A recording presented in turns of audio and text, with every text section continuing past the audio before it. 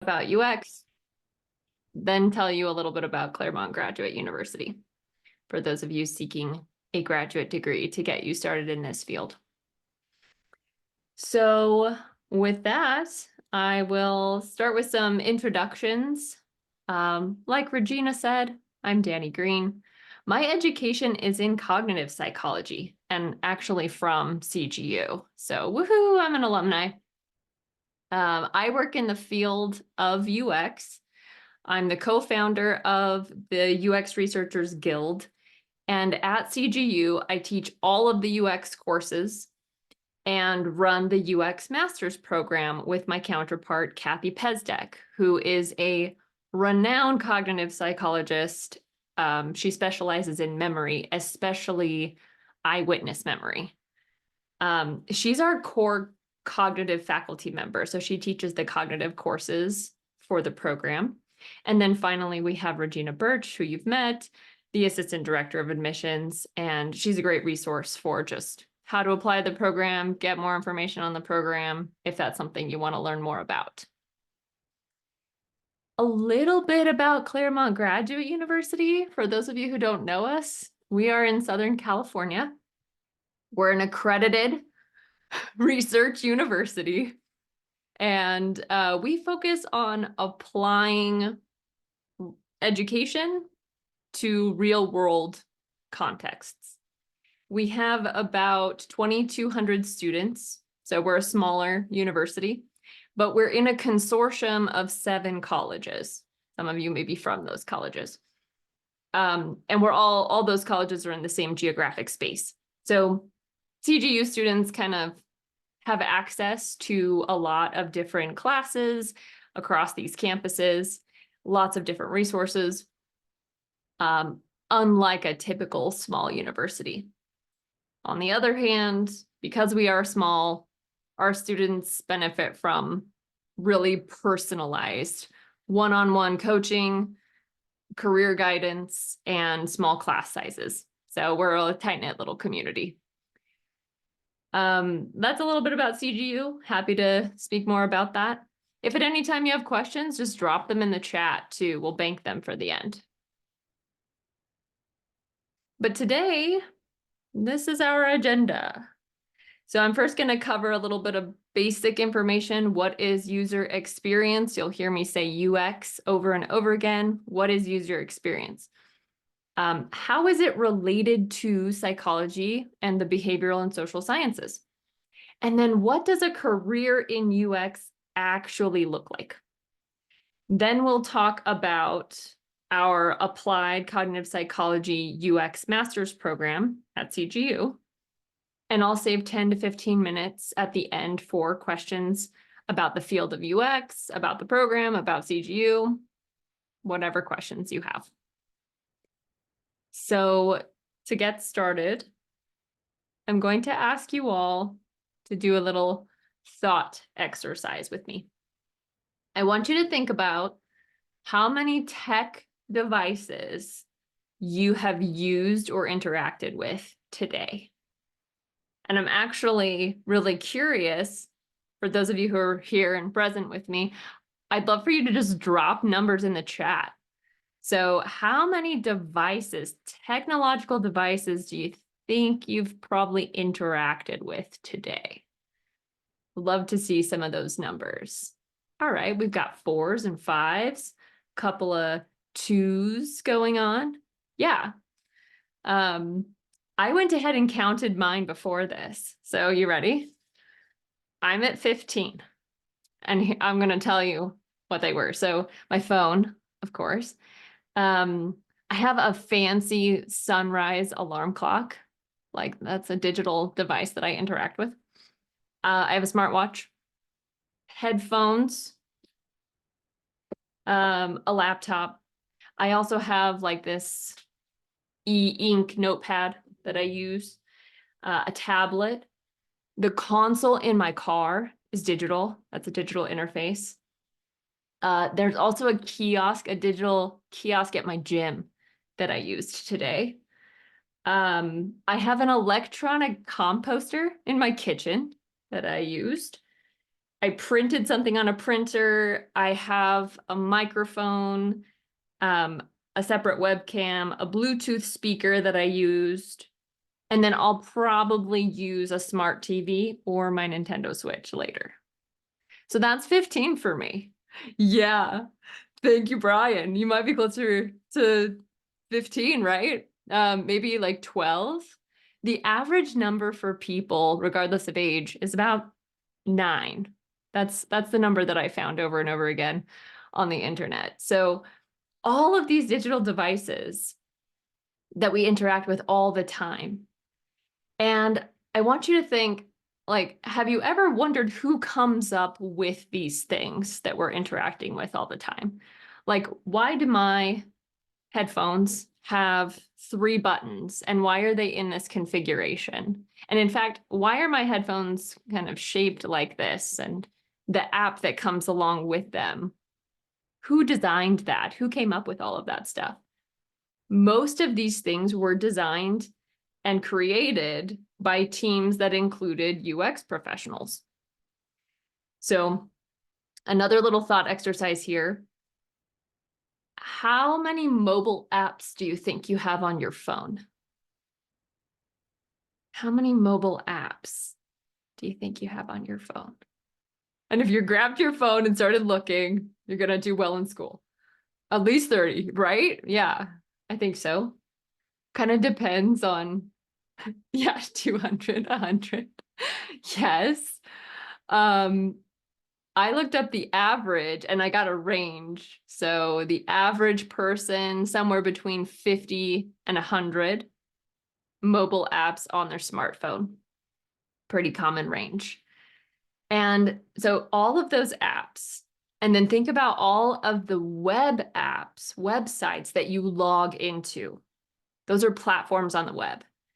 So email, for example, you log in, maybe you have an app, or maybe you log in via the web. All of those platforms, all of those mobile apps, and all of the software that you have on your laptop or your desktop, all created by UX professionals, in conjunction with other tech team members, of course.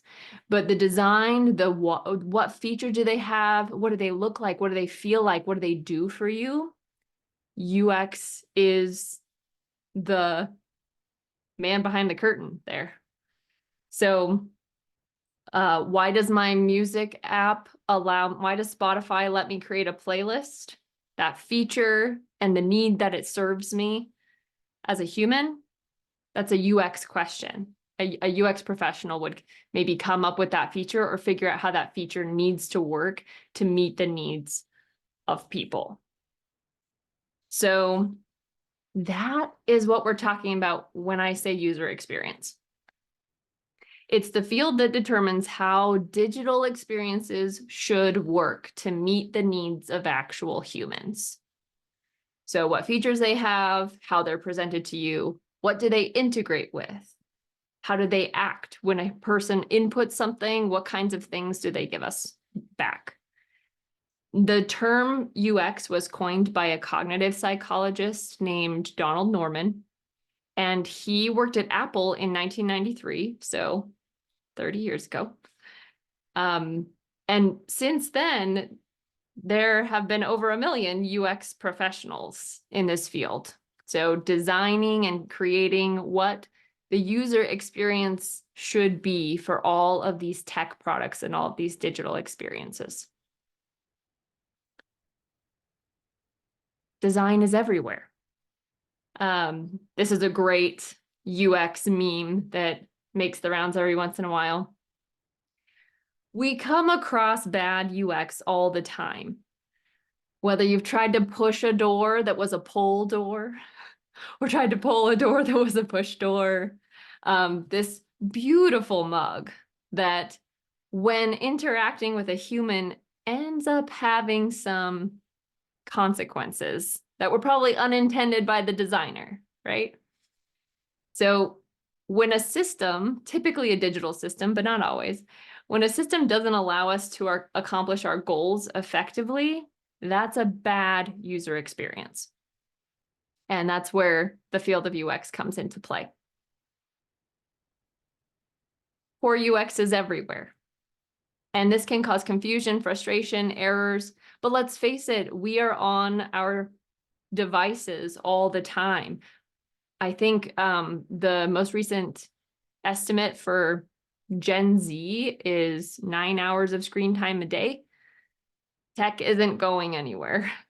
We use it in our work. We use it in leisure, in everything. So user experience on all of these digital devices with all of these apps is more and more important every day.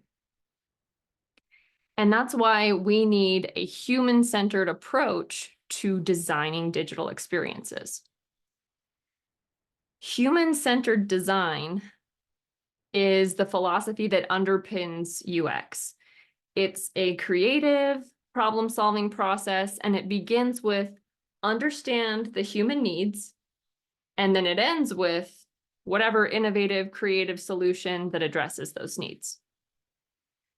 The goal of human-centered design is to keep users at the center of the design process for every digital product or experience, and also things that span our physical world and digital world. And how this happens is typically through research, actually applied psychology. So UX is focused on the techniques and strategies for creating people-focused designs for apps, websites, and other experiences. In UX, we ask questions like, can the tool get the job done? But also, more than that, is it reliable? Is it actually usable by a person, by multiple people from different contexts and backgrounds, for example? Is it enjoyable? And ultimately, is it a meaningful experience? Does it produce the outcome that the designer intended for it to produce? So we measure each of these kinds of factors, which, if you look closely, are kind of psychological factors. And we improve experiences based on data. And that sounds a whole lot like experimental psychology, doesn't it? Yes, it does. We're regularly applying principles from especially cognitive psychology, but also social psychology. And we try to make experiences the best they can be, given that theory and then data that we collect from actual humans using actual experiences, actual digital products. So all of these aspects of psychology are at play when we're creating these experiences. Attention, learning and memory, perception, decision-making, cultural and social contexts. These are all of the things we take into account as a user experience professional to inform the design of these experiences. So let's look at some examples of this. Some of these may be familiar to some of you. Take this in.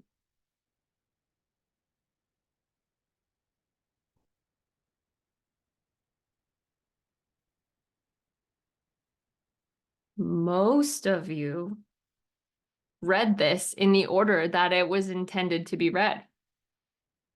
Why is that? Whoever designed this, what did they know about your human brain that allowed them to anticipate the order in which you would read this stuff? So you may be familiar with some of these visual processing, Gestalt principles, and other things that are at play.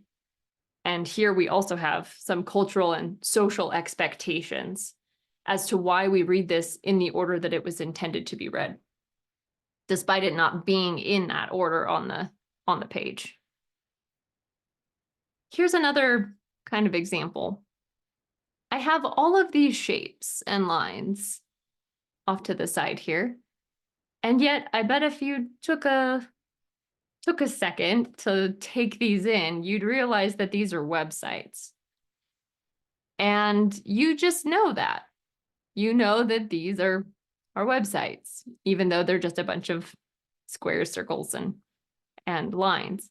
You also, if we were to really look into this, I'm going to pull out my pen here, you would also know that these two things are related. This square and this line are related. You'd know that these things are not related to the things above, but that they relate to this circle. And there are all of these repeatable, expected ways that our brains process information that can be leveraged when we're designing digital experiences like websites, mobile apps, software, etc. So these are some of the things that are at play when it comes to psychological theory that we use every day in UX design and research. One more, two more. This one's one of my favorites. People make really reliable associations between concepts. So if I told you that each of these shapes has a name, and one of them is named Kiki and the other one is named Booba, decide which one's Kiki, which one's Booba for yourself. 95% of you will say that this one is Booba and this one is Kiki. It's a reliable association that people make independent of cultural context and many other factors that you would expect to influence these things. And it's stuff like this that when you understand the underlying psychological theory, you can leverage these principles to make a really good guess at how to design something like an interface for a mobile app. Another thing at play in UX is cognitive bias. So unfortunately, humans are not completely rational thinkers, right? Cognitive biases are patterns in thinking that produce errors in reasoning really systematically. Things like anchoring, maybe you've heard of loss aversion or principles of scarcity and how those affect people's decision making. So I have two examples here. Folks will be generally more likely to grab their copy of whatever it is this thing is trying to sell us in this scenario than this one. And it's because this scenario is effectively leveraging a few cognitive biases. So we've crossed out $500 and said it's only $290. If this wasn't there, you might think $290 was more expensive than you perceive it to be when compared to the 500. Ends in 2 hours. It's trying to give you that sense of urgency and scarcity. And then stop losing money instead of saving money. This is catering to our loss aversion that we typically have as humans. So these things, as you can see, can be leveraged for good or for evil. And it's important that we get the right folks into the field of UX, creating these kinds of experiences, making these choices to advocate for humans from all different backgrounds and make sure that these experiences meet the needs of the people that they're trying to serve.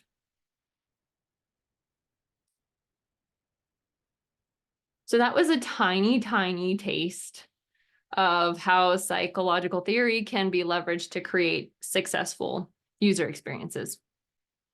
Now I want to tell you a little bit about what the job actually looks like day to day and what skills you need to do this kind of work. What does the UX job look like? The first thing I'll have you know is that there are a few different specializations in the field of UX. So sometimes these specializations are different people, and sometimes they're just different roles that a single person could play more than one of these roles. In larger organizations, they tend to be different people with different job titles, but sometimes there's some overlap. We have strategist, UX researcher, UX designer, and UX writer. And when it comes to folks with backgrounds in the behavioral and social sciences, the title of UX researcher seems to be the best fit for applying psychological theory, empirical research practices to UX. So as a UX researcher, you work with an organization to determine what is the real question that we're trying to answer, and then you design experiments to answer those questions. So if you're used to collecting data, quantitative data or qualitative data, and using a variety of methods, then you have the skills to be a UX researcher. In my job as a UX researcher, I often advise teams based on whatever findings I come up with from my research with the people who may be using the experience that we're building. So you might measure attitudes or behaviors. You have to tap into psychological constructs really thoughtfully, like what is enjoyment? What is satisfaction? How are they different? What does it mean when something is easy to use versus someone is satisfied with an experience? And how do you measure each of those things, those intangible constructs? So if you like to conduct research with humans and you like that research to inform real world decisions, UX is a really great fit for you. About 30% of my students in the UX master's program end up with the title of designer, and that's because these two often overlap. So designers and researchers are often sharing responsibilities between them. Another thing I wanted you to know is that more than just the tech industry hires UX professionals.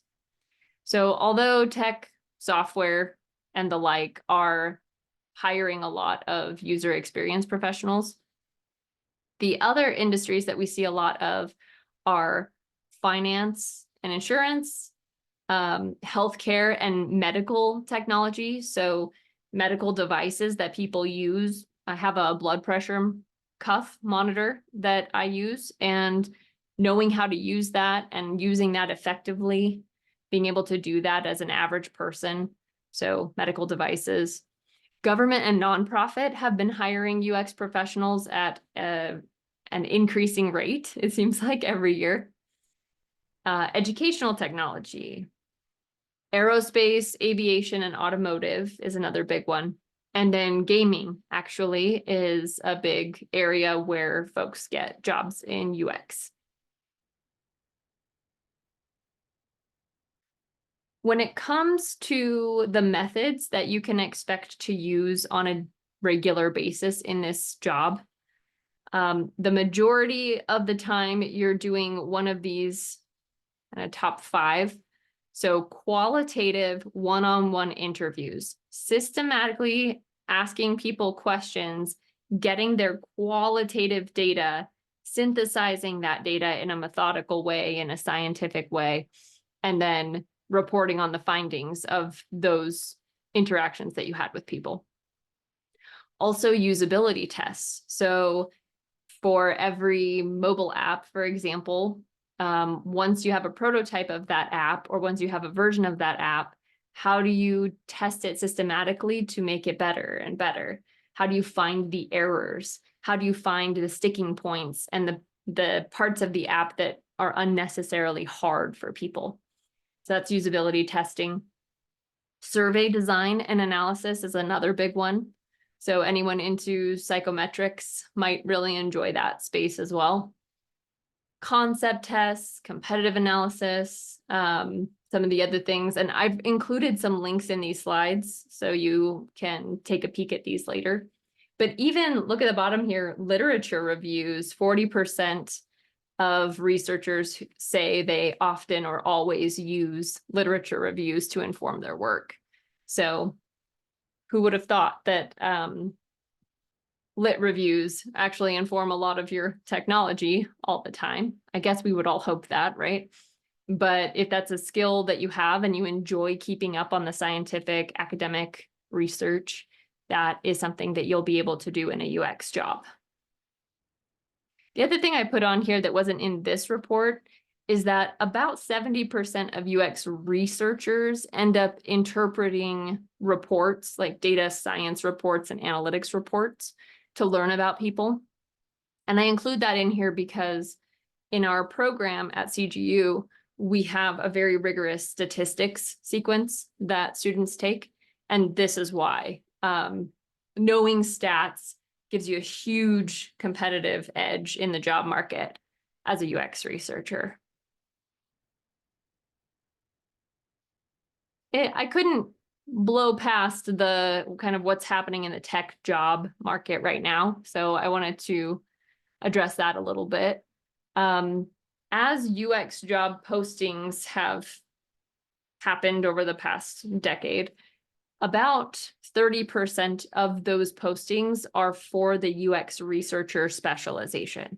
So just to give you some context, like if UX research is really interesting to you, it's going to be about a third of those UX job postings that are out there.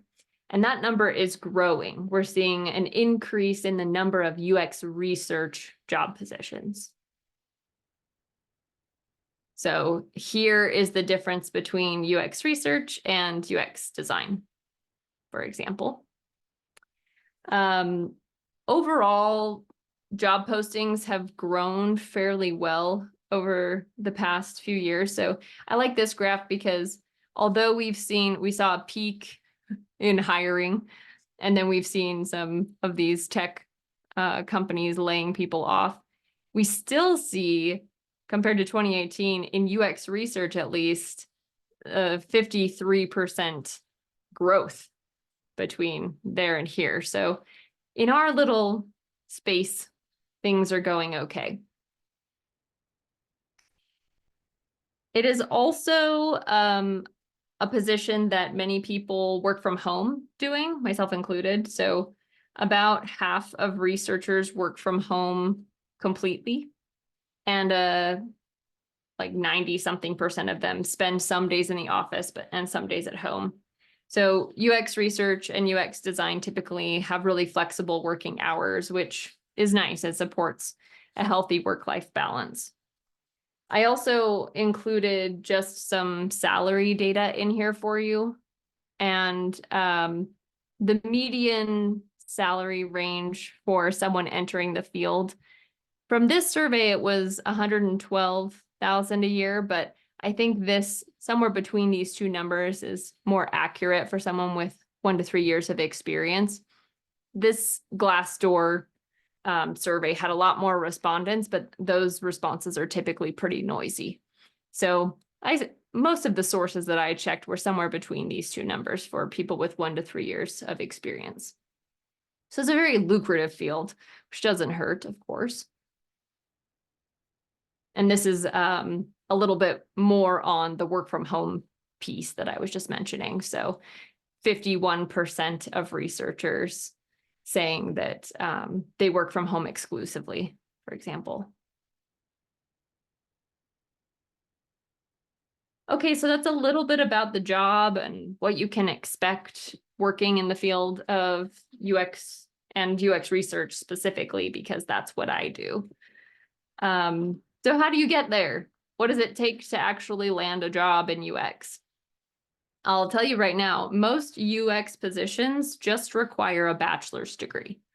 So you can apply for an entry-level position as soon as you graduate with an undergraduate degree. One challenge that a lot of students face is that they feel like they need experience to compete with other candidates in the job market and land a job. So it's that classic, really frustrating cycle of you need experience to get experience, and that whole frustrating game. To solve those challenges, we created the Applied Cognitive Psychology User Experience program at CGU. And This is to provide a structured path for specialized training, especially in UX research, but like I said, about 30% of my students are getting design jobs, so that people can graduate after 2 years and feel capable in a UX research role, and also have some actual work experience on their resume upon graduating is the goal. So in this program, you're taught how to apply theory, experimental design, research methods, and statistics to these real-world UX contexts. And it's great scaffolding to help students successfully transition into the UX job market in 2 years, if you want to take that approach, if you want the graduate degree. The courses that we offer, so we have core courses in cognitive theory and core courses in user experience taught by yours truly. We also have research methods and statistics core courses as a part of the program. So students take a battery of research methods and statistics courses that really set them up for success in the job market and as applied researchers as a whole. The program's pretty fast-paced and it's super targeted. So it's designed to complete in 2 years, and it's designed to have students graduating possess all the skills and experience they need to land a full-time job in UX. Part of your work comes from the fact that we require an internship, which most students complete during the summer between years 1 and 3. So semester 1, you're taking stats and research methods and some UX courses. Semester 2, that's happening as well. You may join my lab, which I'll talk about in a moment. And then over the summer, most students get their UX internship. Then you take additional courses. You decide on what electives are most interesting to you. I encourage students to select a superpower. What is it that you really love about user experience? Is it the people side? Do you love the qualitative interviews? Do you love advocating for people? Do you love the statistics side, the experimental design side? Are you more technical? Do you want to go more of like a programming route? So all of those types of electives are offered, and students select a superpower so that they can specialize in a given area to be a really competitive candidate on the job market. And then you graduate and you get a job. Happily ever after, right? So one of the things that I do in the program to make sure students graduate with actual work experience is the Games and Interactive Technology Lab, which is a graduate student laboratory that has a variety of different projects that we're working with real world organizations and clients to do UX work. And students can join this as early as their first semester, and many do. Many wait until their second semester. But whether you start in your first semester or your second semester, if you're in the lab and you do your required internship, you end up graduating the program with over a year of industry experience, which is what we want for our students entering the job market. So it's a really great way to be constantly applying the things that you learn in class to real world contexts. And this picture was taken over the summer. So we were evaluating 2 mobile apps. They're gamified apps for supporting mental health and emotional wellness. And we went into a local middle school, and students used these apps over an 8-week period, and we measured a bunch of outcomes to see if the companies who made these apps are actually producing the kinds of outcomes that they expect to produce, especially in this case for 8th graders. So that was one of our projects that just wrapped up this past semester. Some of our areas of focus in the lab are games, especially for health and emotional wellness, educational games as well. We have a team working on evaluating educational technology and educational games. We have a team right now looking into making better video advertisements. That's an experience we all wish was a little bit better, I'm sure. And then we also, right now, we have a team who is measuring employee experience. So for remote employees, a lot of the times you're on a call with your colleagues, and games are a way that people are facilitating connections that go beyond the typical logistic communication of colleague to colleague, work-related employee stuff. So we're measuring the effect of different types of games and activities on remote worker relationships, which is really fascinating. So that's a little bit about the lab. There are 25 of us in there right now. And I wanted to speak a little bit too about the internships that students have been getting in the past year. So this was this last year. Out of the 11 students in this cohort, 4 got internships in the tech industry, which is no surprise. 3 were in healthcare and medical technology. 2 were in financial technology, so banking, insurance, investments was one. 1 student was in the automotive industry, which was so fun. So fun to see those projects. Another student was in retail or e-commerce. And then 1 student was actually in architecture, so evaluating the experience of buildings.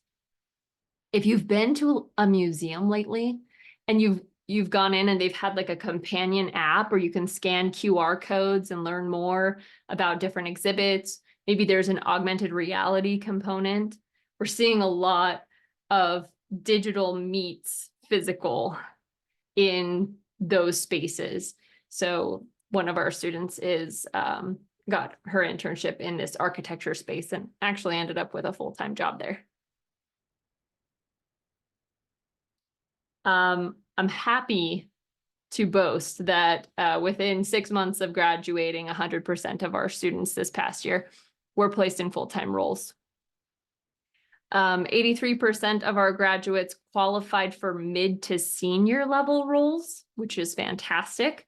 So they're not even coming in at an entry level. Think about the salary graph that I was talking about, but they're coming in at mid-level or senior level because they have that greater than a year of experience and a master's degree specializing in this.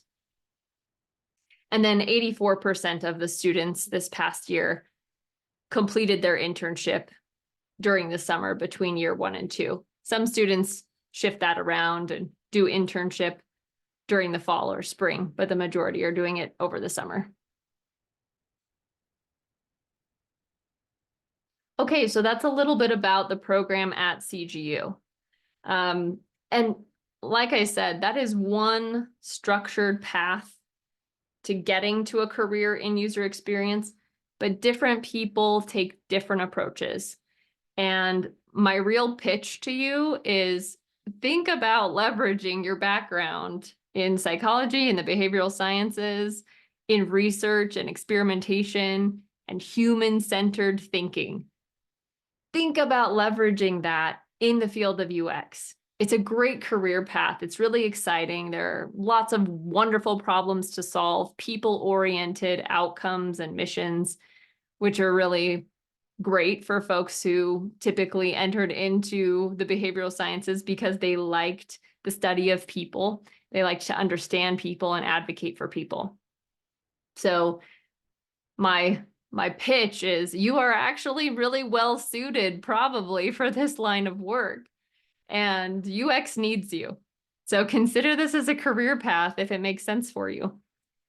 And I think that's it for today. This is a good time to take questions. Any questions you have about the industry, the program. I've added a bunch of links to these slides, so we'll send these out and you can take a look at these as well. So there is a question in the chat. It says, would you say that we should build a strong foundational knowledge on cognitive psychology before applying?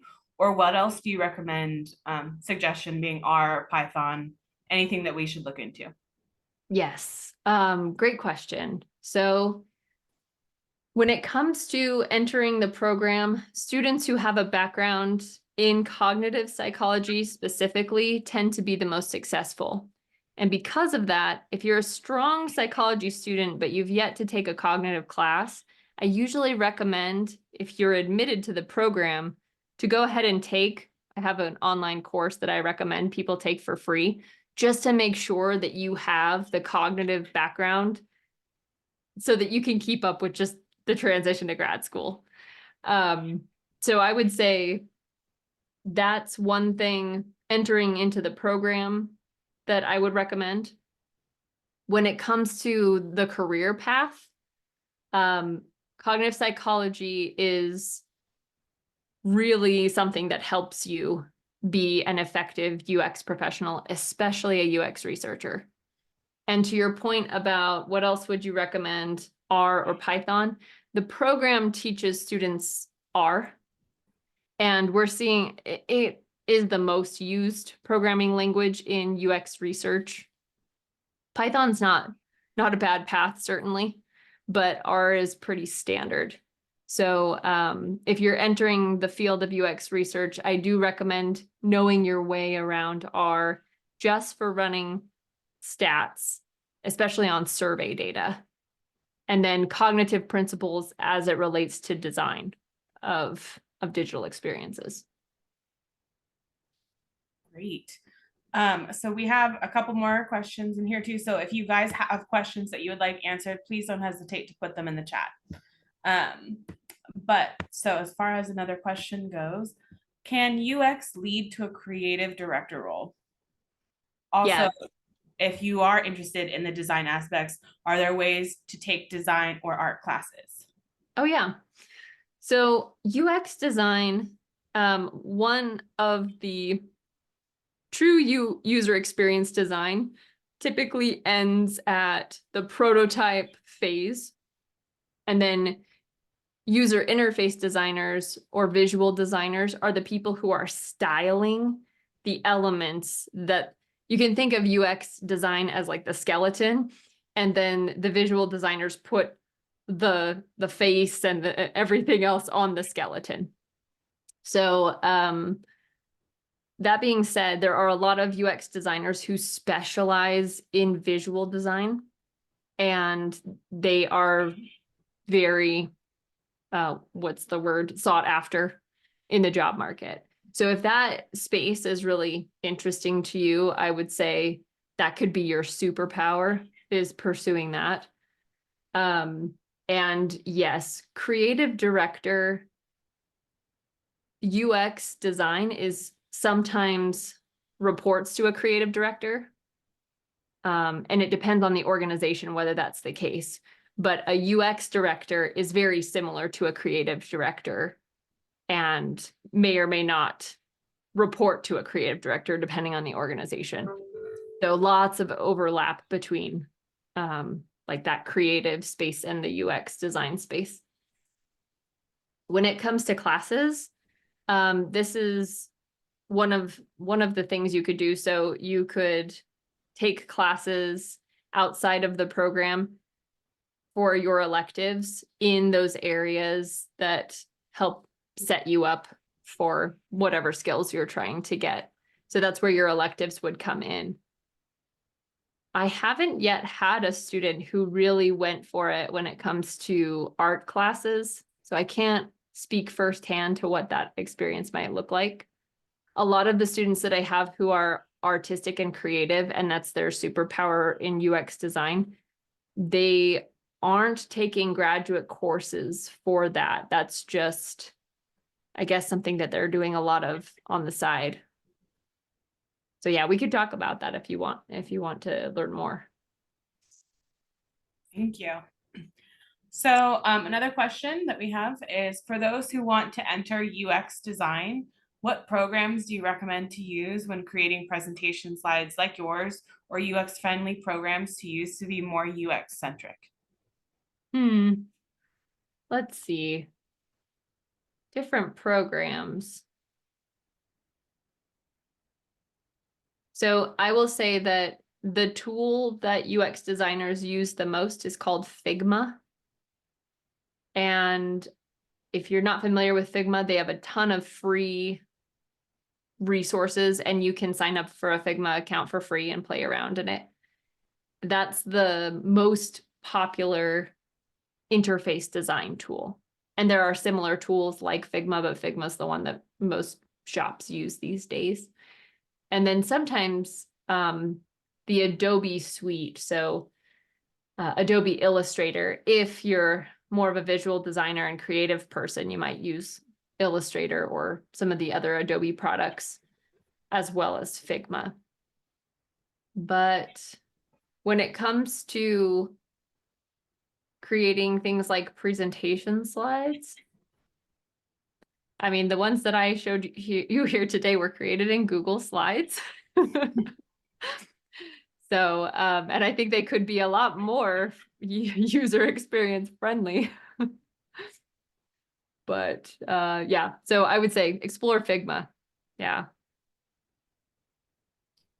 All right. So the next one we have is this program designed for people that have already have some form of background in UX, or is it for complete novices? They specifically said they're interested, but they don't think they have any classes that are similar to UX. And so they want to make sure they would be prepared for this program. Yeah. I think most students, it's rare to find actual UX classes, although it's becoming less rare these days. So UX coursework is not a dependency for being admitted to the program, certainly. I do recommend that you do a little bit of, soul searching, Googling and reading to make sure that you feel like the career path is right for you. But, and it's great when we have some folks who have been working in the industry, they come back for their master's degree. So we do have those kinds of students. But I would say when it comes to formal coursework, I don't expect folks to have UX classes or human-centered design classes because they're just pretty rare. So we look for things like research methods, intro to psych, like how did you do in your psych classes? How did you do in your research related classes? Did you do any research as an undergraduate student? Or did you have an internship in UX or marketing or something like that? All right. And I think this is kind of tangential to what we've just talked about, but very important is how do you demonstrate your psychology knowledge if you didn't study psychology as an undergrad? Yeah. I recommend, so if you really want to pursue UX and this is the lens you want to use, the psychology lens is the one you want to use in UX. I would recommend that if you were admitted to the program, I have like a psychology course, again, a free course that I would recommend you take so that you're not, there's no chance you're going to fall behind in that way as you enter the program. So some students who don't have a psych background, like I have a journalism student, for example, and does very, very well and just loves this whole field, loves the program. But they had to do a little bit of work over the summer to prepare for the psych curriculum because it is graduate level curriculum. So we want to make sure you're set up for success. And I have some resources to do that. We did have a student who asked a follow-up question, how to access the free cognitive psychology class, if that's something that you can email out to our viewers, or if they should email you to ask specifically how to access it. Yeah, I think we can email some of those resources along. Does that sound okay, Regina? Yeah, I don't think that should be a problem at all. And we can also email a copy of today's presentation so that as you go forward through UX journey, if you have some things you would like to revisit and kind of touch up on that knowledge, you'll have the ability to watch it again. Yes. And I will say too, if you're on the fence or you're not sure what you would need to prepare, I'm happy to have a conversation over Zoom. Let's just get on a call for 15 minutes and talk about like, where are you at and what is your experience? And based on that conversation, I can kind of custom recommend what I'd have you do. And you can weigh that when it comes to whether that's something you'd like to pursue. So we have another question. This person is saying they do major in psychology, but if they decide to continue down this path, would a more specific major be better in order to be enrolled into this program? They've taken cognitive psychology classes before, but wouldn't say they're an expert. Mm. Yeah, having a background in psychology is enough to be admitted to the program.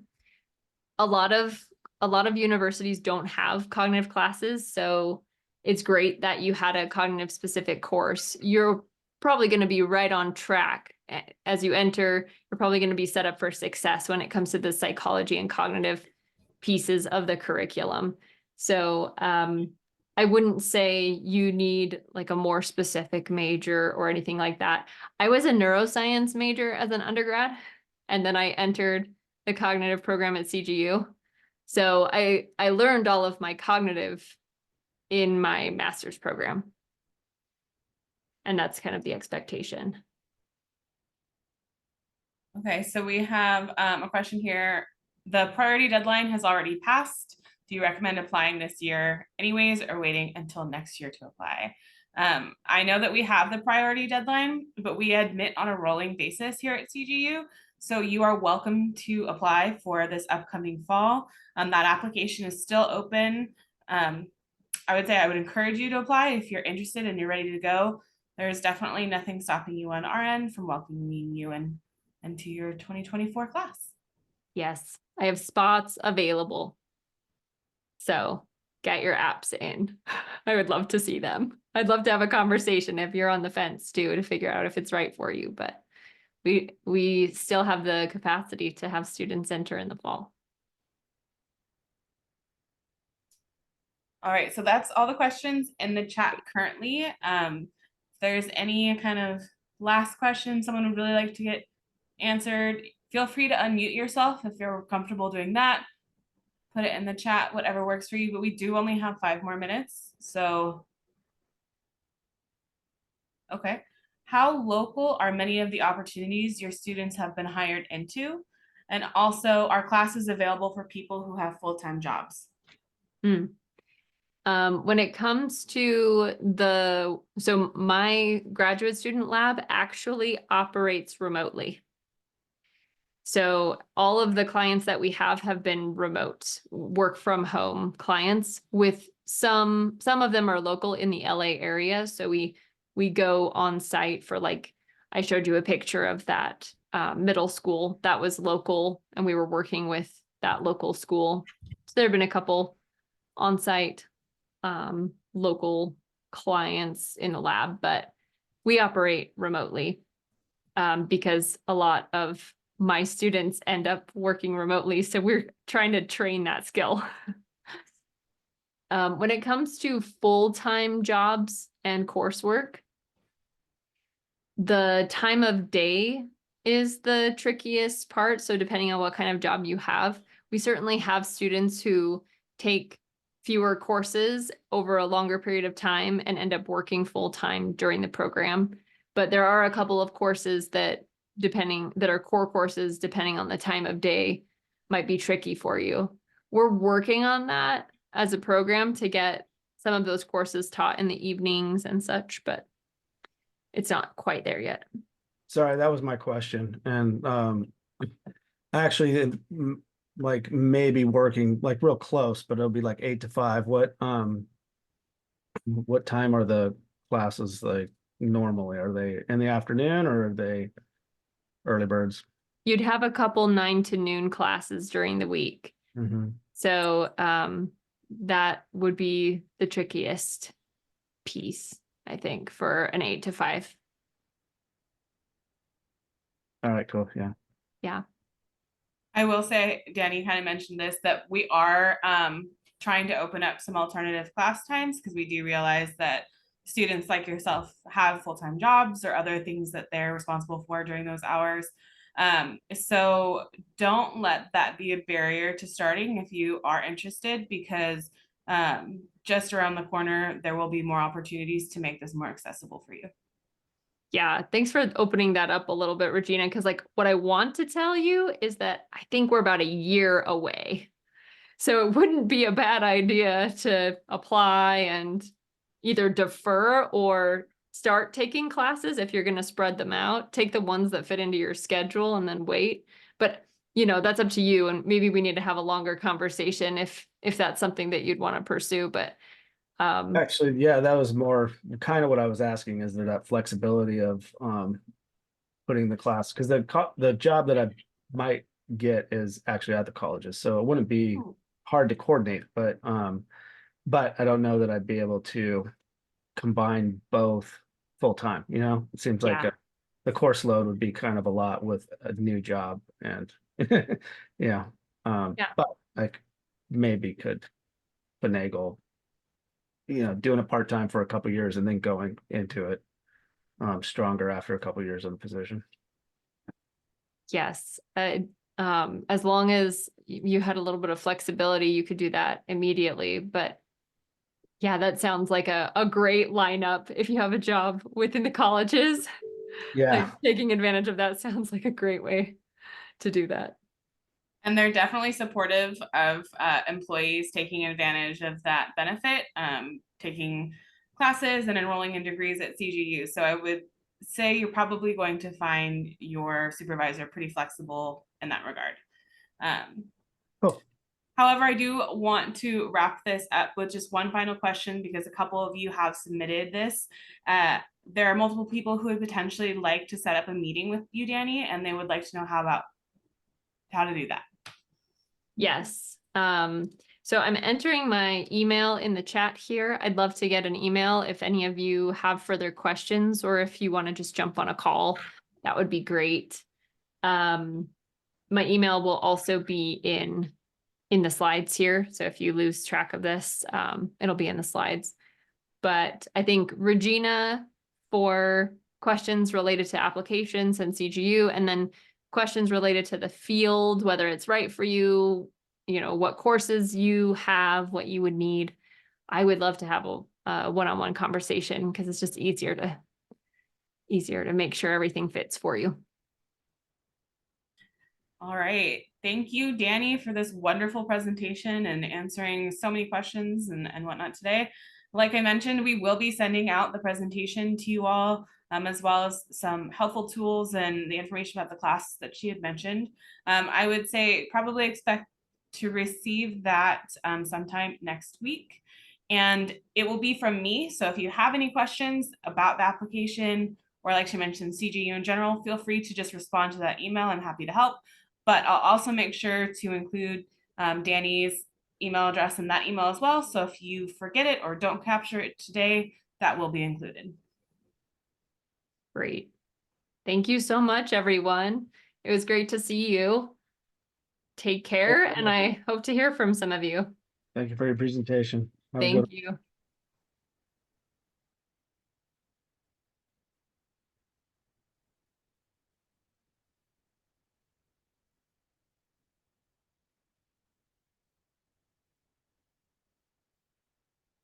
Great. That's it for me. Anything from you?